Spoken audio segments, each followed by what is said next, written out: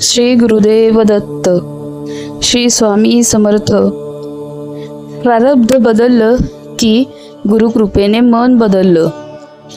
गुरुदत्त कृपेची एक हृदयस्पर्शी आणि क्वचित ऐकलेली कथा. मंडळी, आपल्या आयुष्यात काही गोष्टी कितीही प्रयत्न केले तरी बदलत नाहीत. कधी पैसा टिकत नाही, कधी घरात सतत वाद होतात, कधी आजार, अपयश, दुःख आणि अडथळे सतत मागे लागतात. तेव्हा अनेक जण म्हणतात, हे माझं प्रारब्ध आहे. पण प्रश्न असा आहे, जर प्रारब्ध पूर्वजन्माच्या कर्माने ठरत असेल तर मग गुरुकृपा काय करते? गुरु आपलं नशीब बदलतात का, की दुःख सहन करण्याची शक्ती देतात? आजची ही कथा आहे एका अशा माणसाची जो स्वतःच्या प्रारब्धाला दोष देत जगत होता. पण दत्तगुरूंच्या कृपेने त्याला समजलं, पूर्वसंचित कर्म जरी ठरलेलं असलं तरी गुरुकृपा त्याचा मार्ग बदलू शकते.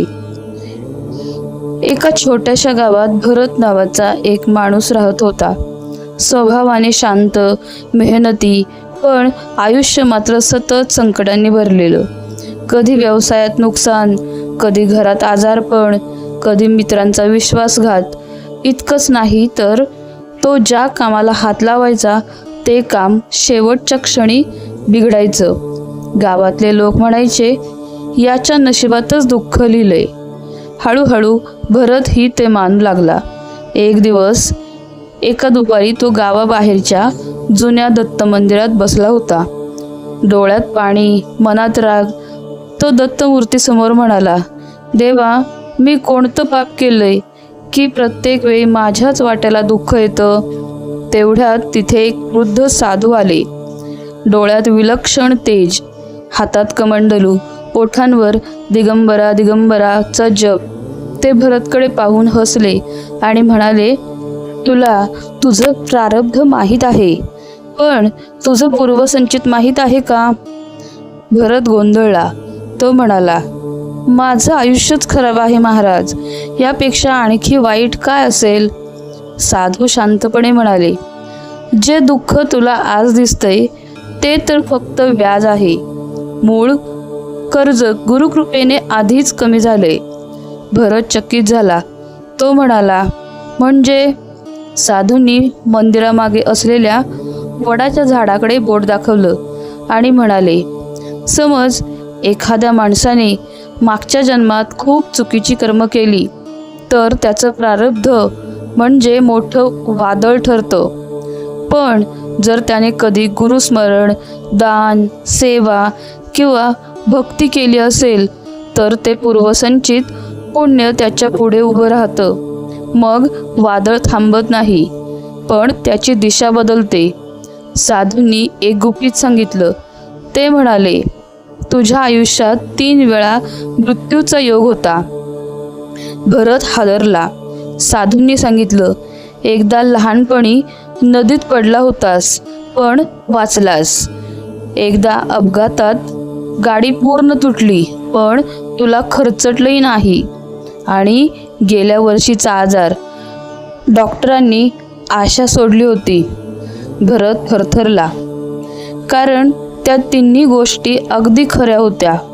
साधू म्हणाले, हे तुझं नशीब नव्हतं, ही दत्तगुरूंची अदृश्य कृपा होती.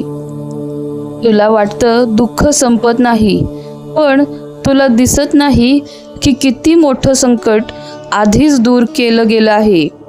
त्या रात्री भरत मंदिरातच झोपला. रात्री त्याला स्वप्न पडलं. एक मोठा काळोख, त्यात तो एकटाच चालत होता. अचानक समोर प्रचंड वादळ आलं. तो घाबरला.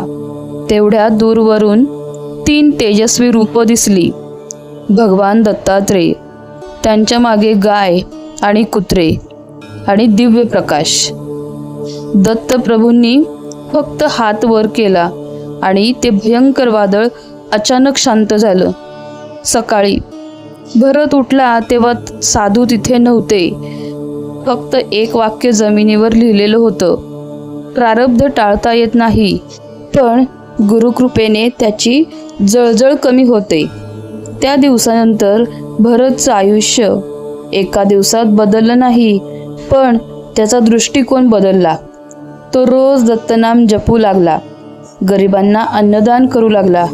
राग कमी झाला, मन शांत झालं आणि आश्चर्य म्हणजे ज्या गोष्टींसाठी तो आधी तडफडायचा त्या गोष्टी हळूहळू मार्गी लागू लागल्या. मंडळी, पूर्वसंचित कर्म आणि प्रारब्ध हे आपल्या आयुष्याचा भाग आहेत, पण गुरुकृपा म्हणजे अंधारातला दिवा. ती कधी संकट पूर्णपणे हटवते, तर कधी संकट सहन करण्याची ताकद देते. म्हणूनच संत म्हणतात, गुरु असतील सोबत तर प्रारब्धही नम्र होतं. आयुष्यात सतत अडथळे येत आहेत तर निराश होऊ नका. कदाचित तुम्हाला दिसत नसलेली गुरुकृपा आधीच तुमचं मोठं संकट दूर करत असेल. फक्त श्रद्धा ठेवा, नामस्मरण सुरू ठेवा. श्री गुरुदेव दत्त. जर आपल्याला ही कथा आवडली असेल तर या चॅनेलला लाईक, शेअर आणि सबस्क्राईब करायला विसरू नका. धन्यवाद.